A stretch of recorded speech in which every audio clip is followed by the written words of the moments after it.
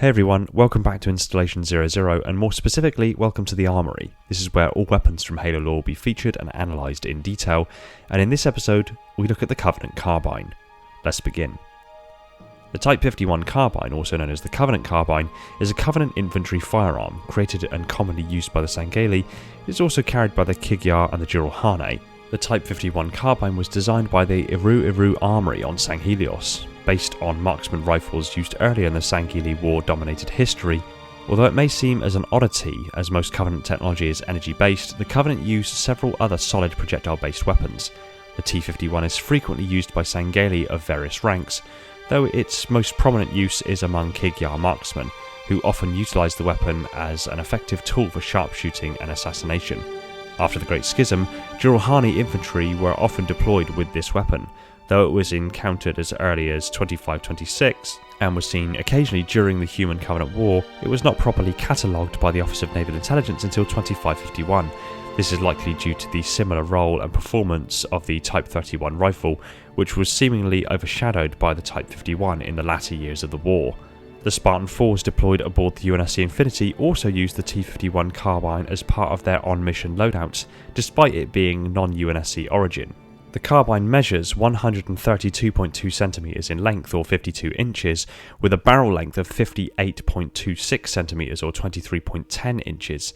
It is 15.2 centimeters or 6 inches in width and 44.9 centimeters or 17.7 inches in height. Empty, it weighs 7 kilograms or 15 pounds, and fully loaded weighs 8.8 kilograms or 19 pounds. The Type 51 carbine is a recoil-operated and charger-fed semi-automatic marksman rifle. It serves as a medium to long-range weapon utilised by Covenant forces. The weapon's cylindrical magazine holds 18 rounds and also provides indication of a number of rounds left in the magazine by utilising a holographic display.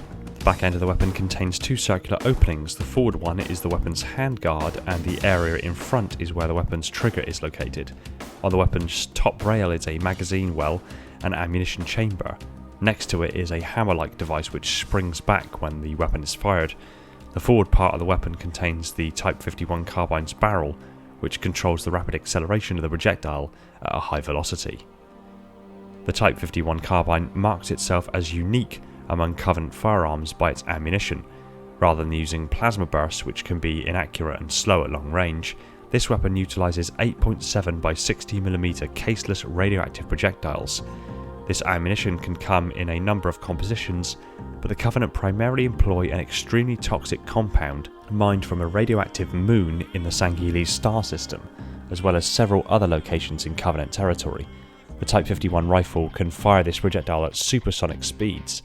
When fired, the round, which is coated in a shielded material, is accelerated to a speed anywhere from Mach 1 to Mach 5, travelling downrange at 2,296 feet per second. The round is powered along its entire flight path, consuming up to 50% of its total mass by the time it reaches its maximum effective range. The T-51 ballistic round can stop a target up to 650 yards.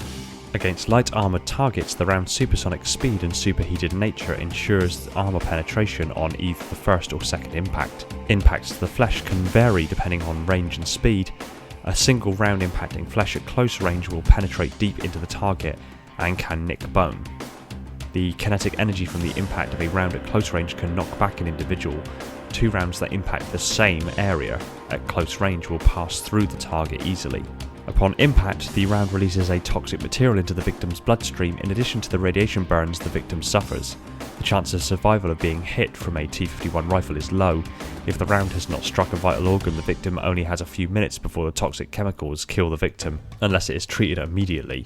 In most circumstances, a surviving victim will require attentive treatment to ensure survival. The Type 51 carbine, with its 2x scope ability, is an excellent medium-range weapon. Its accuracy and performance in the field makes it a popular choice for infantry who are required to engage enemy infantry. It can kill any standard shielded enemy in 7 rounds. The carbine's rate of fire is faster than any known mid-long range semi-automatic weapon of its class. It can also disable any type of infantry energy shield system, including Jiralhane power armour, Kigyar point defense gauntlets, or Covenant portable shields. The carbine's relative precision and low noise emission allows the carbine to perform multiple roles in the field. including designated marksman. The ballistic round does give off a light green trail, exposing the shooter's position, a weakness similar to the Type 50 particle beam rifle. Its distinct sound at close to medium range may also attract the attention of nearby enemies. The Type 51's firepower, when compared with its UNSC counterpart, the battle rifle, is stronger, yet slightly less accurate, especially if fired too fast. The magazine is also relatively small, and when faced with shielded enemies, the user usually requires an entire clip to eliminate the target unless he or she aims at weak spots on the armour or energy shield systems. The Carbine is an excellent medium to long range Covenant rifle, and its step away from the Covenant's normal plasma-based weaponry makes it unique and devastatingly effective, not only in its stopping power but also that even glancing blows causing flesh wounds can prove fatal if not treated rapidly.